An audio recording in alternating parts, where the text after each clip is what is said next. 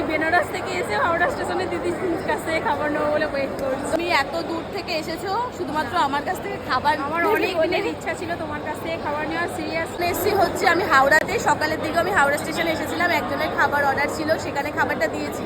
আর আজকে এতটাই কাজের প্রেশার, আমি সেভাবে কোনো ভিডিও ফুটেজ দিতে পারিনি। আর তার মধ্যে আমার খুবই শরীর খারাপ, কাল রাত থেকে জ্বর। এখন এসে দুপুরবেলা এই দিদির মানে অর্ডার দিয়েছিল আমার কাছে নিরামিষ একদম খাবার।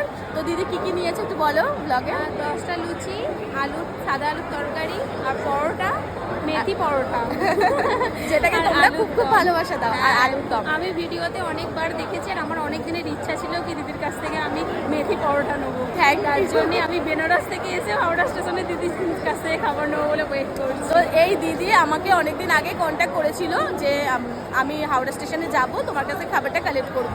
তো দিদি থাকে সেই বেনারসে, বেনারস থেকে এখানে এসছে। পুরো দিদি আমার কাছে পুরো নিরামিষ খাবার বলেছে, একদম পেঁয়াজ রসুন ছাড়া, আর সেভাবে বানিয়ে দিচ্ছি। আর এখন তো তোমরা বেসিক্যালি জানো এখন শ্রাবণ মাস চলছে।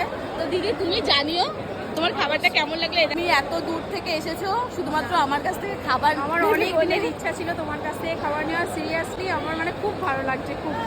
তো আমিও ভীষণ খুশি হয়েছি যে তুমি এত দূর থেকে আমার কাছ থেকে খাবার দিচ্ছ। আমার অনেক দিনের ইচ্ছা ছিল, যাই হোক আজ ফুলফিল হয়েছে।